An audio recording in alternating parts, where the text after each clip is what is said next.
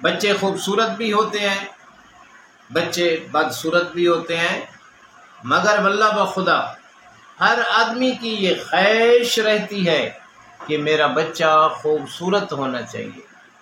بھئی ایسے بات نہیں ہے، آپ چپ بیٹھے ہیں تو ایسے بات ہے نا، ہر آدمی کی یہ خواہش ہے کہ میرا پیدا ہونے والا بچہ خوبصورت ہونا چاہیے۔ ہماری بھی خواہش ہے، آپ کی بھی یہی خواہش ہے کہ ہمارے بچے خوبصورت ہونے چاہیے۔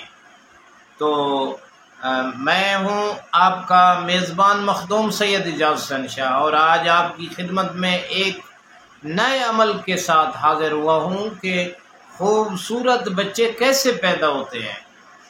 کیا خوبصورت بچے پیدا ہو سکتے ہیں؟ ہاں، یہ آپ کی مرضی پہ منحصر ہے۔ آپ چاہیں تو بچے خوبصورت پیدا ہوں گے۔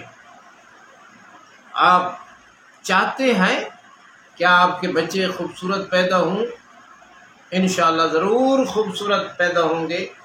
تو لالیوں والی سرکار کا بتایا ہوا عمل ہے۔ لالیوں والی سرکار جہاں بھی جاتے تھے لالیاں ساتھ اڑتی تھی، بیٹھتے تھے یہ پرندے ساتھ ارد گرد اڑتے تھے۔ اللہ کے ولی تھے اور ہم سے بہت پیار کرتے تھے، ہم ان سے پیار کرتے تھے۔ تو یہ لالیوں والی سرکار کا بتایا ہوا عمل ہے جو بہت کارگر ہے، سینہ بسینہ عمل ہے۔ آپ کر کے چیک کر لیں کہ کیسے خوبصورت بچے پیدا ہوتے ہیں۔ میرے سامنے لالیوں والی سرکار کے پاس ایک عورت آئی اور وہ کہنے لگی کہ سرکار میرے بچے جو ہیں وہ بدصورت پیدا ہوتے ہیں۔ تو وہ کہنے لگے کہ آپ کیا چاہتی ہیں؟ تو اس عورت نے کہا کہ میں چاہتی ہوں کہ میرا آنے والا بچہ، اب میں امید سے ہوں، میرا پیدا ہونے والا بچہ اب جو پیدا ہوگا وہ خوبصورت ہونا چاہیے۔ تو یہ عمل انہوں نے بتایا۔ پھر اللہ کے حکم سے جو بچہ پیدا ہوا تو لوگ اس بچے کو دیکھ کر سیر ہو جاتے تھے، خوش ہو جاتے تھے۔ اتنا خوبصورت بچہ کہ میں نے پہلے نہیں دیکھا تھا، اتنا خوبصورت بچہ پیدا ہوا۔ یہی عمل اس نے کیا تھا۔ تو آئیے اپنے عمل کی طرف چلتے ہیں، مگر ایک گزارش ہوتی ہے، جو آدمی سکپ کرتا ہے نہ مس کرتا ہے ویڈیو کو، اس کو سمجھ نہیں آتی، اس لیے ہم اس کو اجازت نہیں دیتے۔ جو پوری ویڈیو دیکھے گا ایک سیکنڈ بھی مس نہیں کرنی۔ اور اگر آج تک آپ نے کرنی چینل کو سبسکرائب نہیں کیا، یہ شرط ہے اسے سبسکرائب کریں کرنی چینل کو، خوبصورت کمنٹ لکھیں، ویڈیو کو شیئر کریں۔ آپ کو اجازت ہے، نہ فون کرنے کی ضرورت ہے، نہ میسج کرنے کی، ان باکس میں میسج کرنے کی ضرورت نہیں ہے، اجازت نامہ لینے کی ضرورت نہیں ہے۔ ہم نے اجازت عام دے رکھی ہے۔ کوئی مرد چاہتا ہے کہ میرا بچہ خوبصورت پیدا ہو تو وہ یہ سبق اپنی بیوی کو پڑھائے۔ کوئی مستور چاہتی ہے کہ میرا خوبصورت بچہ پیدا ہو تو اس طریقے پر وہ خود یہ عمل کرے۔ تو آئیے عمل کی طرف چلتے ہیں۔ یہ عمل ہے سورہ یوسف کا، قرآن کریم کی سورہ ہے، بہت مشہور و معروف سورت ہے سورہ یوسف۔ یہ سورہ یوسف کا عمل ہے۔ تو اس کے کرنے کا ایک طریقہ ہوتا ہے۔ سورہ یوسف کو کیسے پڑھنا ہے؟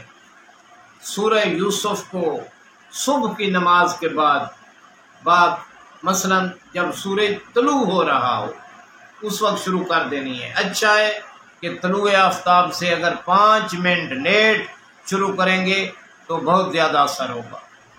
اس کو پہلی گھڑی کہتے ہیں۔ پہلی گھڑی میں یہ سورہ یوسف پڑھنی ہے۔ جب سورج طلوع ہو جائے، 2-4 منٹ 5 منٹ گزر جائیں، اس کے بعد آپ نے یہ مستور نے پڑھنی ہے، جس کے شکم میں بچہ موجود ہے، اس نے سورہ یوسف پڑھنی ہے اور خشوع و خضوع کے ساتھ پڑھنی ہے۔ سورہ یوسف پڑھنے کے بعد اگر آپ نے مرد نے اپنی عورت کو بتانا ہے تو اسے اس طریقے سے بتانا ہے جیسے میں کہہ رہا ہوں۔ جب وہ سورہ یوسف پڑھ لے، پڑھنے سے پہلے بھی 14 بار درود شریف پڑھنا ہے۔ جب سورہ یوسف پڑھ لیں تو بعد میں بھی 14 بار درود شریف پڑھنا ہے۔ تو سورہ یوسف جب تمام ہو جائے، مکمل ہو جائے، تو اپنے ساتھ پانی رکھنا ہے، پانی پہ پھونک مار دینی ہے، مگر درود شریف پڑھنے کے بعد، پھونک مارنے کے بعد ایک پھونک پانی پہ اور ایک پھونک اپنے دائیں ہاتھ پہ مارنی ہے۔ اس دائیں ہاتھ پہ پھونک مار کر وہ مستور جو ہے جس کے شکم میں بچہ موجود ہے، وہ یہ دایاں ہاتھ جس پہ پھونک ماری ہے وہ اپنے شکم پر ایسے پھیر دے، ایسے اس کو شکم پر پھیر دے۔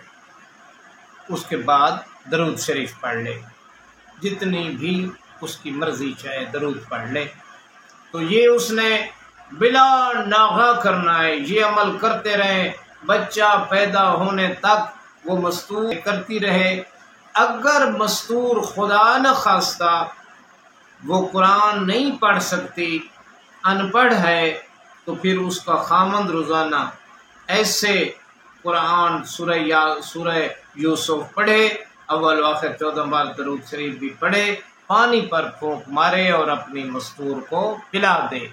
وہ اتنا اثر نہیں ہوگا جتنا کہ وہ مستور خود پڑھنے سے وہ عمل با اثر ثابت ہوگا۔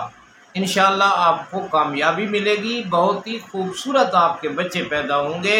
تو آخر میں میری یہ دعا ہے کہ اے اللہ ہمیں راہ مستقیم پر قائم رہنے کی توفیق عطا فرما۔ کروڑوں درود و سلام ہوں محمد وآل محمد علیہ السلام پر، اللہم صلی علی محمد وآل محمد۔